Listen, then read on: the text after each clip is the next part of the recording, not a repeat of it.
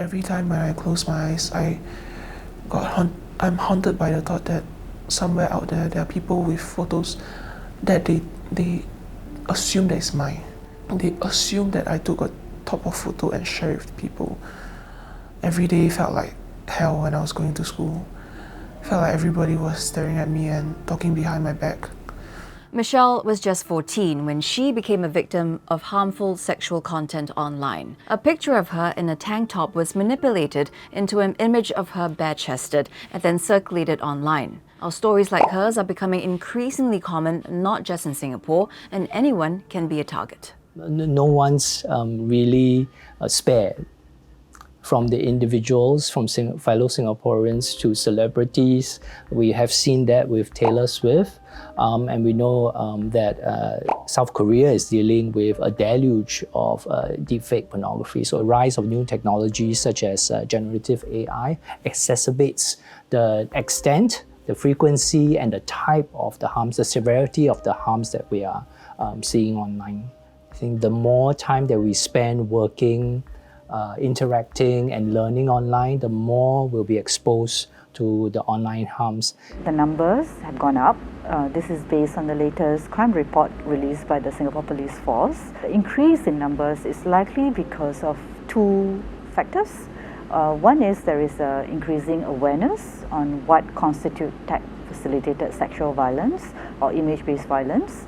And with that, there is greater support now for the victims when they come forward. However, based on my own research, the numbers have always been there. It's just that it's a matter of whether the victims are willing to come forward and make a report. There are so many types of harmful content, there's always a chance you may come across any of these when you're searching for something online, browsing social media, or talking to somebody on chat apps. A recent government survey backs this up and shows Singaporeans are encountering more of this on social media platforms such as Facebook, Instagram, TikTok, and YouTube. 74% of those polled said they were affected versus 65% in 2023. The most common types: cyberbullying and sexual content. Which brings us to the heart of this discussion, image-based sexual abuse. But what exactly is IBSA? It's the creation, acquisition, extortion, and distribution of sexual images or videos of someone without their consent. Even threatening to do any of this is considered IBSA. You may already be familiar with some of the terms, for example, voyeurism, upskirt videos, deepfake porn, revenge porn, and sextortion. So how worrying is the situation? Well, here's what the numbers show. In the first half of this year, voyeurism cases in Singapore climbed about 12% compared to a year ago. These offences generally involve observing or recording someone in a private act without their permission. Separately, in the same period, cybercrime and scams jumped by 18%. Scams in particular ran rampant, comprising 9 in 10 of the 28,000 cases. And the amount lost to scammers ballooned nearly 25%, or at least 385 million Sing dollars. It's easy to get caught up with these huge numbers and sums, and because of this, scams tend to have higher public visibility and the attention of authorities. But experts say that other harmful online content, such as image-based sexual abuse, are no less serious and warrant just as much attention. I would suggest that we don't just look at numbers for IBSA, because in terms of numbers, of course the cyber crimes such as scams are more numerous and it affects more Singaporeans. I know in the SHE study, IBSA is 5th, but that doesn't mean that we should not be concerned about it, because when we look at the victims, when we look at the experiences of the survivors, it is definitely more intense than losing $1,000 to a scammer. They sometimes have suicidal thoughts or self-harm, the most severe of the impact. They fear for their own safety when they have to transact or they interact online. I know that I'm not at fault for this. And the photo was not even real to begin with. But it feels like it was my fault. It was my fault for not dressing modestly. I know the clothing is not at fault, it's the perpetrators who decided to edit the photos. I'm not sure if that photo was the only photo or was there any other copies of it. Perhaps there's a copy of me being fully naked, who knows. I went to psychiatry for PTSD. I went through quite some therapy sessions actually for about 2 years before I decided to speak out about it. Adding to the complexity of IBSA cases is the growing ubiquity and sophistication of generative artificial intelligence. This, plus the use of encrypted platforms, is making it much harder to track and secure harmful sexual content for evidence. A few years ago, we were dealing with content like text-based, image-based, video-based, and now we are dealing with the deep fake pornography and also AI-manipulated images and content. So the evolution, the change, the nature of online harms has evolved very rapidly in the past 2 or 3 years. The problem is going to be worse with these new technologies because it makes it easier for the bad actors to create and also share the content. Increasingly, we do get cases where there is more and more demand for such photos through, Telegram chat groups. A person who's interested in such images could actually go online and look for this information or these images, pay a small fees, and not get detected at all. Another issue is reporting or the lack of it. Between 2021 and 2023, only about 340 cases were reported to the police each year involving the possession or distribution of voyeuristic, intimate, or sexually abusive images. In a written reply to Parliament in August, however, Minister for Home Affairs and Law K. Shanmugam also said the police does not track the number of such cases involving deepfakes or manipulated images or videos using generative AI tools. Which got me wondering, if that's the case, how many IBSA cases are potentially going unreported?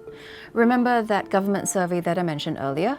Well, it also revealed that despite coming across more harmful online content, 60% of those polled did nothing about it because they were either unconcerned or thought that it wouldn't make a difference. This same sentiment was seen in a separate survey done last year by non-profit organization SG Her Empowerment, or SHE. But when we look at the statistic from the SHE study, there is one very telling statistic, and that is 1 in 5 of the victims of online harms think that it's a normal part of life. And that, for me, it's a red flag. When the victims of the online harms that thinks that it's okay to perpetuate these crimes or to commit these crimes and also to encounter them. And I think we need to do more to stop ourselves from going down this slippery slope. So this whole topic about sexual violence, be it physical or be it online, seems to be happening, very regularly. So people do get desensitized to the news. However, I would think that when that situation happens to an individual, it's unlikely that you're going to be able to push it away. Even if you're not emotionally affected and you look at it as it's okay, it happens to everyone. Actually, it's not true. It doesn't happen to everyone, and it shouldn't happen to everyone. So how can we better support victims and survivors of image-based sexual abuse? Well, first, we need to know who they are. Data from the 2023 SHE study suggests that young females are twice as likely to experience sexual harassment, with more than half of them saying that they're worried about IBSA. The organization followed up with another survey this year which showed that attitudes haven't changed. In fact, IBSA led the top 3 youth concerns, with young women again significantly more bothered by it. Women are more at risk, mainly because they are seen, objectified as the fair, pretty, attractive gender. So with that, and now with social media, it's even more easier to project, and amplify their presence. We tend to see more influencers who are female. When they start sharing their images for the likes, they tend to be sometimes manipulated by the bad actors. You can really use Gen AI to create IBSA based on the training database, and there is no one victim because it is a database of images where you cannot even identify the victim.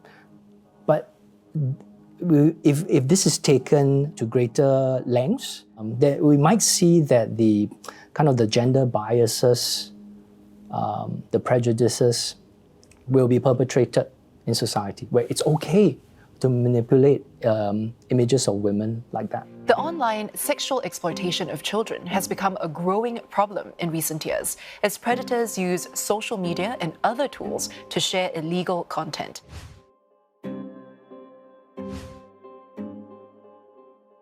Children are also easy targets for IBSA because of generative AI, and it's presenting a whole new set of challenges in cracking down on child sexual abuse material. There has been cases reported, normal person visiting a fun fair, for instance. Children are there to have fun, but then, people could be there just filming those children, manipulating the images, sexualizing it. I think that is the most egregious form of IBSA when the victims are young, and there are crime syndicates that capitalizes new technologies to profiteer, and adults are not doing enough to take care of the children.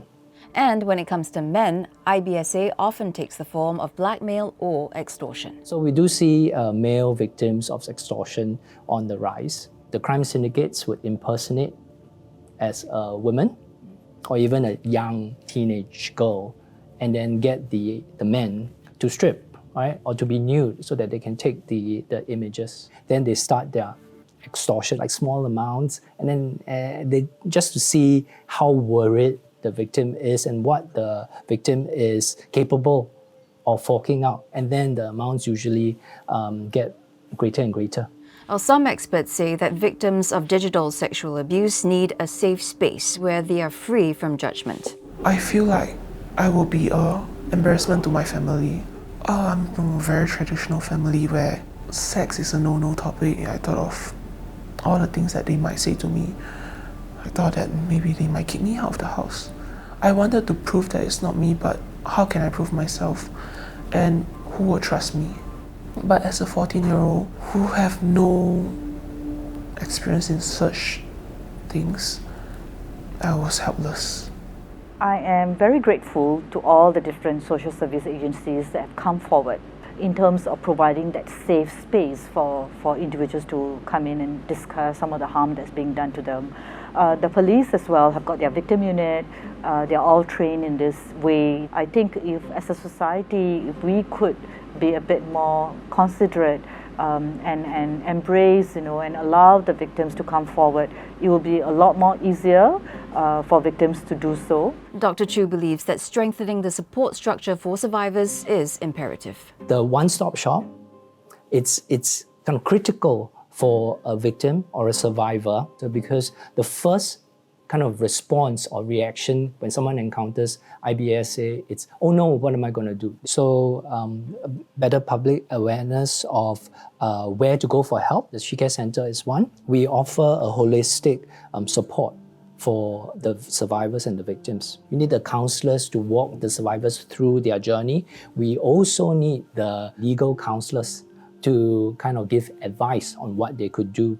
And of course, even as this is going on, the survivors may need help to report to either the platforms to take down the content or the authorities, right? File a police report. This brings us to the next question. What rules and regulations do we currently have to protect us from online harms? Well, for starters, these 6 social media platforms in Singapore with significant impact or reach must follow a legally binding online safety code, which requires them to curb the spread of harmful materials such as sexual and violent content by minimizing exposure to users, making reporting as easy as possible, and publishing yearly online safety reports. To enforce this, the amended Online Safety Act took effect in February 2023. New provisions added hold social media platforms accountable if they don't comply with the code. A few months later, a new law was passed, the Online Criminal Harms Act. The government can use it to order websites, apps, and online accounts to be taken down if they're suspected of being used for criminal activities. We are looking at cases coming forward. We're trying to charge and prosecute. However, the challenge really is technology is moving very quickly. The digital world is not just contained in Singapore, right? So if someone were to commit an offence against, the act, the legislation, and they're based elsewhere, it requires a lot of coordination, and it's very difficult to figure out who exactly is the perpetrator. It may not be one individual, it could be a syndicate. Right now, it's illegal to threaten to or share intimate images or recordings without consent. And it seems speed is key. More than 8 in 10 respondents from the 2023 SHE study said that they wanted harmful online content removed swiftly and permanently. Right now, it takes too long, right? And also, they may have to ask for the takedown on different places. The different parties have to have a stronger partnership between the law enforcement, the platform companies, as well as community organizations who are helping the victim. So the collaboration has to be tighter so that we can support the victims and survivors better.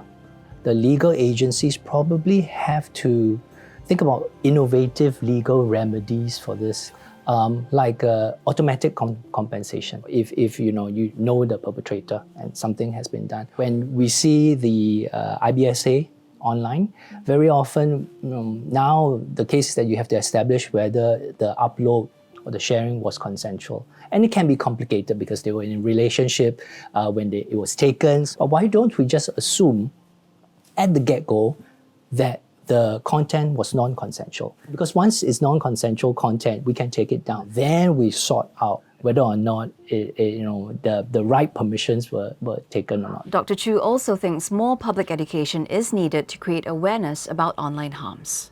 For other Singaporeans who may not be victims, how to call these IBSA harms out when they encounter it, maybe how to report it in-app using the in-app reporting mechanisms, and also awareness on how to seek help. Someone watching this now who might be going through the same thing and feeling very lost and alone, what would you say to him or her? Remember that you're not at fault, be it whether if it's your photo or somebody who have leaked your photo without your consent. It is not your fault. There's too many bad guys out there in the world. What we can do is to protect ourselves, and as hard as it is, try to move on. If people want to hold it against you, remember that nobody should be able to judge you other than yourself. And please seek help.